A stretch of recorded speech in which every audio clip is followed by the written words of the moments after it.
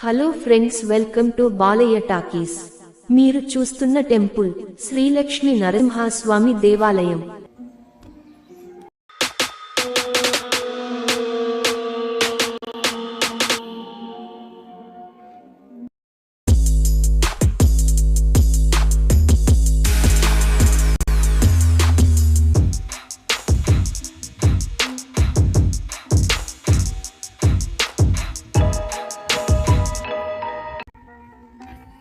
నల్గొండ జిల్లా మిర్యాలగూడ తాలూకా దామరచర్ల మండలంలో ఉన్నది.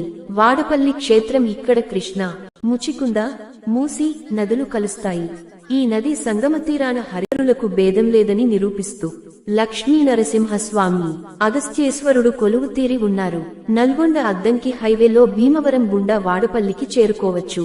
ఈ రోడ్ ఉన్న ఇండియా సిమెంట్స్ కి ఎదురుగా వచ్చే రోడ్లోకి తిరిగి 1/2 కిలోమీటర్ ఎడమ పక్క వచ్చే మట్టి రోడ్డులో వెళ్తే ఈ ఆలయం వస్తుంది. పూర్వము తీర ప్రాంతములో పడవలు నడుపు పల్లెదారులు కట్టుకున్న పల్లె వాడపల్లె కాలక్రమాన వాడపల్లిగా 6000 సంవత్సరాలకు మారింది. అగస్త్య మహాముని తీర్థయాత్ర చేస్తూ ఈ ప్రాంతానికి వచ్చి ఇక్కడ ముచికుంద, ఇక్కడ కృష్ణ నది సంగమంలో స్నానం చేసి ఇక్కడ శివలింగాన్ని ప్రతిష్ఠించారు. అగస్త్య మహాముని ప్రతిష్ఠింపబడిన లింగం గనుక అగస్త్యేశ్వరుడయ్యాడు. శివ కేశవులకు ఈ భేదము లేదని అగస్త్య మహాముని ఇక్కడ లక్ష్మీ నరస్వామిని కూడా ప్రతిష్ఠించారు. తర్వాత కొంతకాలానికి రక్షణ లేని కారణంగా విగ్రహాల చుట్టూ పుట్టలు లేచాయి.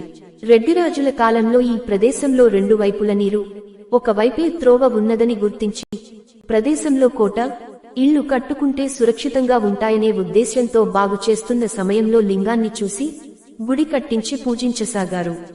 రెడ్డి రాజులిక్కడ కోటలు, ఊళ్ళు నిర్మించుకుని పరిపాలించారు.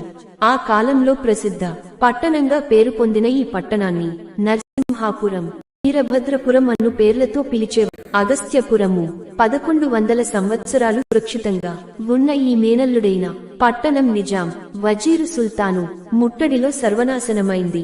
వజీరు సుల్తాను గుళ్ళని మాత్రం ఏమీ చేయలేదు.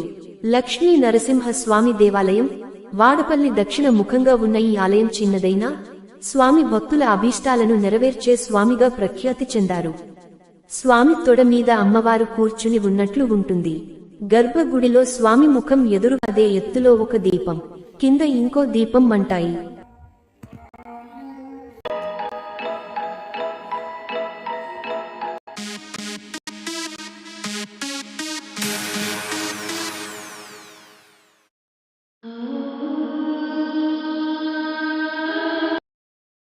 ఈ ప్రదేశం హైదరాబాద్లో ఉన్న మిర్యాలగూడ స్టేషన్ నుండి నల్గొండ మీదుగా చెన్నైకి 20 కిలోమీటర్ల దూరంలో ఉంది.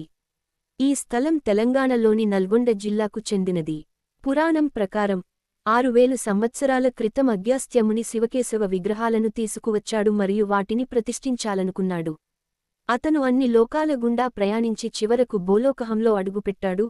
అతను కాశీ క్షేత్రం వైపు వెళ్తుండగా కృష్ణనది మరియు మూసీ నది సంగమం ఉన్న ఈ ప్రదేశంలో నరసింహ భగవానుడు ప్రతిష్ఠించాలనుకుంటున్నట్లు ఆకాశవాణి వినిపించింది. అగస్త్యర్ నరసింహర్ స్వామికి ఆలయాన్ని స్థాపించి నిర్మించాడు. సంవత్సరాలు గడిచే కొద్దీ చాలా మార్పులు వచ్చాయి మరియు ఆలయాన్ని పట్టించుకోలేదు మరియు ప్రధాన దేవత చీమల కొండతో కప్పబడి ఉంది. 12వ శతాబ్దంలో రెడ్డి రాజులు తమ నగరాన్ని అభివృద్ధి చేశారు మరియు ఆ సమయంలో వారు నరసింహర్ దేవతను కనుగొన్నారు మరియు వారు ఆలయాన్ని పునర్నిర్మించారు మరియు ప్రధాన దేవతను స్థాపించారు. ఈ ఆలయం చిన్నది మరియు దాని చుట్టూ చెట్లు మరియు మొక్కలతో చాలా స్థలం ఉంది. ప్రవేశ ద్వారం దగ్గర ధ్వజస్తంభం దగ్గర గరుడి చూస్తాం. లోపలికి ప్రవేశించగానే ప్రవేశ ద్వారంకి ఇరువైపులా జయ, విజయంల దర్శనం ఉంటుంది. మనం అర్ధ మండపంలోకి ప్రవేశించి ప్రధాన గర్భగుడిలో లక్ష్మీ నరసింహస్వామిని దర్శించుకోవాలి. అమ్మవారికి ప్రత్యేక గర్భాలయం లేదు. ఆలయంలో ఉన్న ఏకైక గర్భాలయం ఇది. ప్రధాన గర్భగుడి లోపల 2 దీపాలను వెలిగించి దేవత ప్రక్కన ఉన్న స్తంభానికి కట్టి ఉంచడం మనకు కనిపిస్తుంది. ఒక దీపం ప్రధాన దేవుని ఎత్తు వరకు ఉంటుంది మరియు మరొకటి సగం మార్గంలో ఉంటుంది. పైన ఉన్న దీపానికి వెలిగించిన కాంతి ఒకదానికొకటి నిశ్చలంగా ఉంది. ప్రధాన గర్భగుడిలోని నరసింహస్వామి ముఖం ఎదురుగా అదే ఎత్తులో ఒక దీపం, కింద ఇంకో దీపం ఉంటాయి.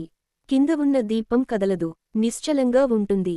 పైన స్వామి ముఖానికి ఎదురుగా ఉన్న దీపం చిరుగాలికి రెప్పరెప్పలాడుతున్నట్లుంటుంది. గర్భ గుడిలో ఆ దీపం కదిలే గాలి లేకపోయినా ఆ కదలికకి కారణం స్వామి ఉచ్ఛ్వాస నిశ్వాసలని అస్తిత్వాన్ని చెప్పుతారు. స్వామి నిరూపించే దీపాలున్నాయి గనుక ఈ స్వామిని దీపాలయ అని పిలుచుకుంటారు భక్తులు. ఈ ఆలయంలో ఒక దండం లాంటి దానితో పూజారి భక్తుల వీపు మీద కొడతారు. దుష్టగ్రహ నివారణ కోసం అలా చేస్తారుట. ఈ ఆలయం ఎదురుగా ఉన్న దోవలో కొంత దూరం వెళ్తే మీనాక్షి అగస్తేశ్వరాలయం వస్తుంది. మీనాక్షి అగస్త్యేశ్వరాలయం, వాడపల్లి. ఈ ఆలయం తూర్పు దిక్కుగా సంగమాభిముఖంగా ఉంటుంది. గుళ్ళో శివుడి పానుపట్టం ఎత్తుగా ఉంటుంది. దానిమీద లింగం ఇంకో 2 అడుగుల ఎత్తు ఉన్నది. వెండి కళ్ళు, వెండి నాగు పాము పడగ అలంకరణ బాగుంది. ఈ లింగము మీద ఒక చిన్న గుంటలో ఎల్లప్పుడూ నీరు ఊరుతూ ఉంటుంది. నీటి మట్టానికి అంత ఎత్తున ఉన్న లింగం పైనుంచి ఎంత తోడినా నీరు ఎలా వస్తోందో, ఎంత లోతులో ఉన్నదో ఎవరికీ తెలియదు. దానికి సంబంధించిన ఒక కథ మాత్రం ప్రచారంలో ఉంది. ఆలయం మధ్యాహ్నం 12 గంటల వరకు తెరిచి ఉంటుంది మరియు సాయంత్రం 4:30 గంటలకు తిరిగి తెరవబడుతుంది. మేము ఆలయం చుట్టూ ప్రదక్షిణ చేస్తూ ఆంజనేయర్ దర్శనం పొందుతాము. ఇది ఒక చిన్న గ్రామం. ఇక్కడ అద్దెకు ఎలాంటి గదులను ఉండవు.